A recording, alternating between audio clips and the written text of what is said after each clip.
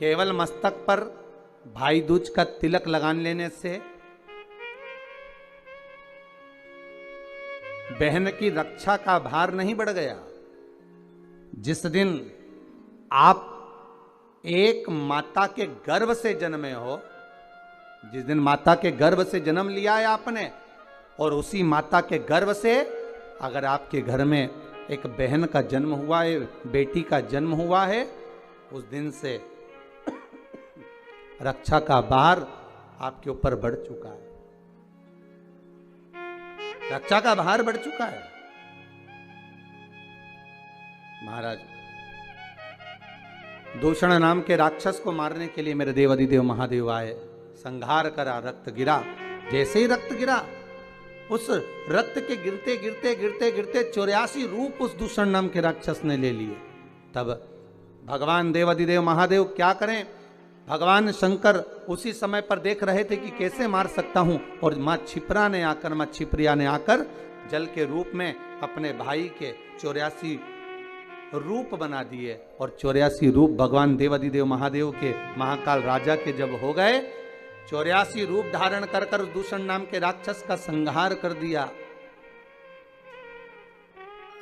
दूषण नाम के राक्षस का संहार करा, काल बनकर मेरे भगवान शिव पधारे तो उनका नाम महाकाल पड़ गया। बोल महाकालेश्वर भगवान की। माता क्षिप्रिया जल के रूप में बहने लगी, जिनका नाम क्षिप्रा हो गया। पहले भी आपको कहा है, आज फिर कहते हैं, पूरे विश्व में भारत की भूमि पर इतनी बड़ी राखी कहीं नहीं बनती जो क्षिप्रा जी के घाट से, माता क्षिप्रा के पास से देवाधिदेव महादेव महाकाल राजा को बांधी जाती है। महाकाल बाबा को मां क्षिप्रा की ओर से, मां क्षिप्रिया की ओर से बांधी जाती है। महाराज, ऐसा बहन और भाई का संबंध होता है। केवल एक ये नहीं कि बहन ने अगर कुछ मांग लिया और भाई ने कुछ दे दिया, वहीं तक का संबंध है। तिलक लगवाया और 100-500 का लिफाफा दे दिया, वहीं तक का संबंध है। नहीं नहीं, इस दूज का नाम है यम द्वितीया।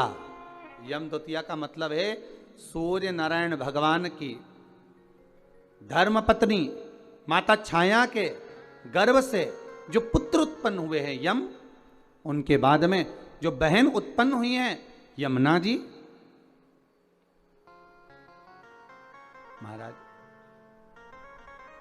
कितना आत्मीय प्रेम होगा अगर यमुना जी का संपूर्ण परिवार देखा जाए। यमराज, शनि महाराज, यमुना जी, ताप्ती, कितना कितना सुंदर परिवार है।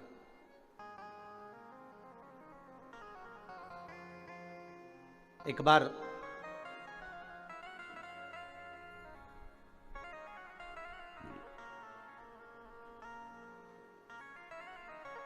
एक मुखिया जी ठाकुर जी की सेवा में लगे हुए थे,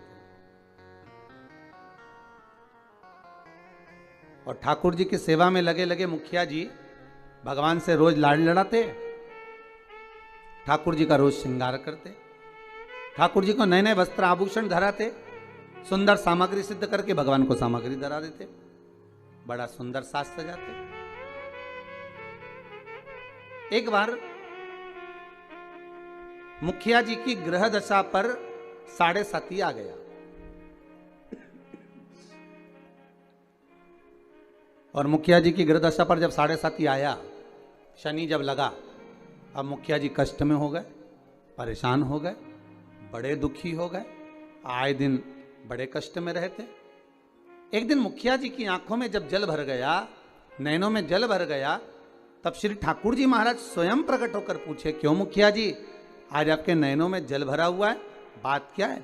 शास्त्र कहता है, शिव महापुराण की कथा कहती है, जब आप शंकर भगवान पर जल चढ़ाएं या ठाकुर जी से लाड़ लड़ाएं, ठाकुर जी की सेवा करें, ठाकुर जी की अर्चना करें, पाठ करें, पूजन करें, ठाकुर जी का स्नेह लड़ाएं, उस समय पर श्रृंगार करते समय, पूजन करते समय, सेवा करते समय, भगवान की आराधना करते समय आपकी आंखों में जल नहीं होना चाहिए। भगवान की अर्चना करते समय जल क्यों आए? किस लिए?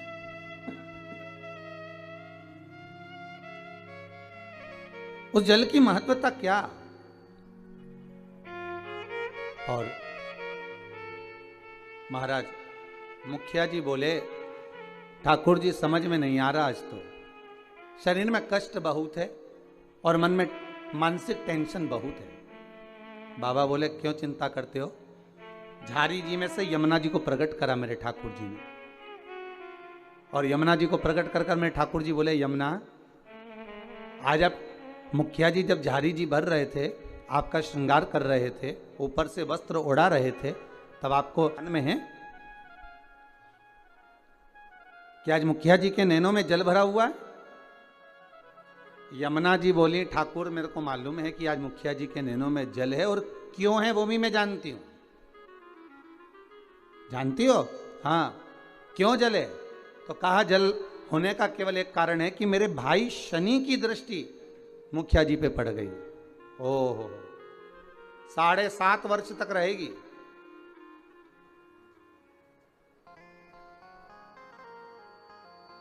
भगवान कृष्ण बोले, यमुना अगर शनि महाराज आपके भाई हैं, हमारे तो साले हैं, यदि बहन बोले तो क्या भाई मानेगा नहीं? बोलो प्रभु क्या चाहते हो? बस जाओ और शनि महाराज से कहो, जो ठाकुर जी से लाड लड़ाए, जो भगवान की सेवा में डूबा रहे, जो भगवान की भक्ति में सदा डूबा रहे, उस पर कभी न 7.5 लगे न ढैया लगे। शनि की कुदृष्टि उस जीव पर नहीं पड़ना चाहिए।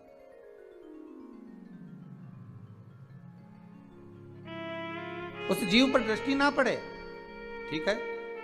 यमुना मैया पहुंची सबसे पहले शनि महाराज जी के पास में। शनि महाराज जी से कहा, भैया मेरा निवेदन स्वीकार करोगे? क्या बात है बहन? बस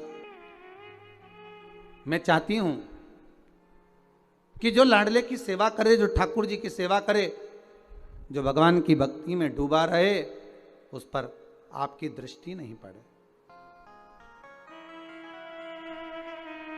शनि महाराज बोले, नहीं, ऐसा तो हो नहीं सकता। कर्म का दंड जीव को भोगना तो पड़ेगा, क्योंकि भगवान शंकर ने मुझे दंड अधिकारी बनाया है।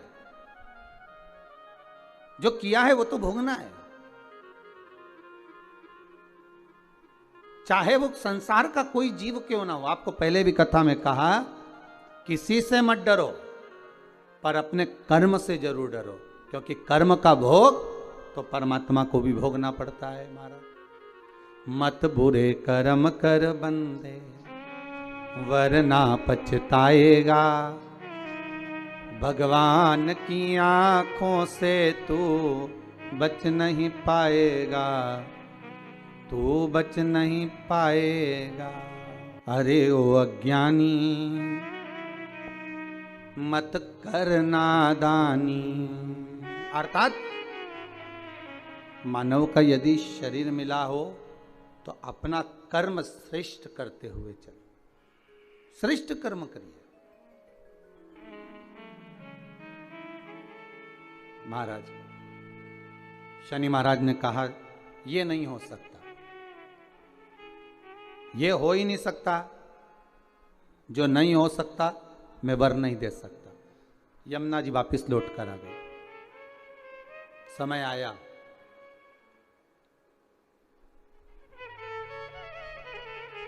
कार्तिक का महीना था। यमुना जी इससे पहले शनि महाराज के पास बारंबार जा चुकी हैं। यमराज के पास भी यमुना जी कई बार जा चुकी है, बार बार विनती कर चुकी है, पर मानते ही नहीं।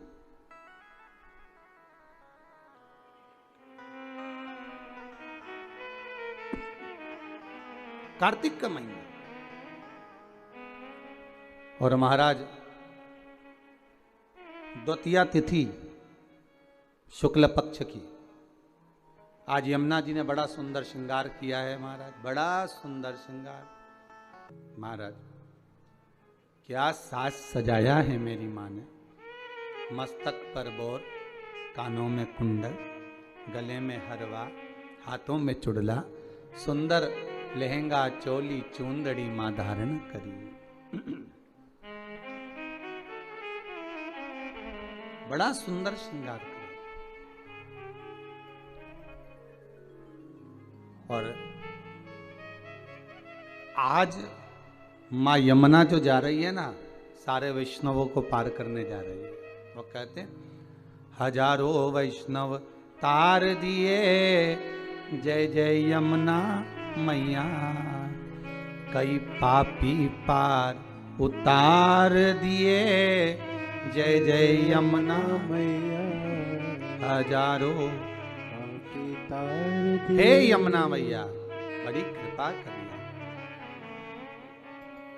जय जय यमुना मैया, ओ जय जय यमुना मैया, जय जय यमुना मैया, जय जय यमुना मैया, हजारों वैष्णव तार दिए, जय जय यमुना मैया, हजारों वैष्णव तार दिए, जय जय यमुना मैया, कई पापी पार उतार दिए, जय जय यमुना मैया, कई पापी पार उतार दिए, जय जय यमुना मैया।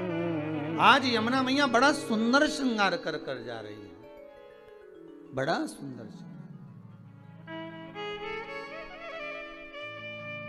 जिस दिन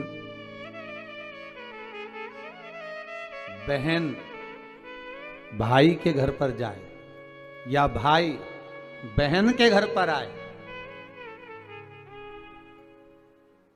उस दिन बहन के चेहरे की चमक ही दूसरी रहती है। हम भाइयों के चेहरे की चमक तो नहीं कह सकते, पर बहनों के चेहरे की चमक कह सकते हैं कि बहन मायके आए या भाई बहन के घर जाए, इन दोनों में बहन के चेहरे की चमक ही दूसरी होती है। और केवल एक बात याद रखिएगा, यमुना मैया केवल अपने कार्य के लिए नहीं जा रही हैं यमराज के पास में, शनि महाराज के पास में। यमुना मैया केवल अपने कार्य के लिए नहीं, कई वैष्णव, हजारों वैष्णव तार दिए, जय जय यमुना मैया, कई पापी पार उतार दिए, जय जय यमुना। केवल अपने कार्य के लिए यमुना जी नहीं जा रही, यमुना जी जा रही हैं संपूर्ण भूमंडल के उद्धार के लिए। सारे देवी देवता के चरणों का दर्शन अगर आप करेंगे तो सबके चरण एक साथ दर्शन होंगे, पर यमुना जी के चरण का यदि आप कभी दर्शन करेंगे तो यमुना जी का चरण एक आगे एक पीछे है। क्यों? क्योंकि यमुना हर पल, हर घड़ी, हर क्षण दौड़ती हुई नजर आ रही है वैष्णवों को जोड़ने के लिए, भक्तों को जोड़ने के लिए।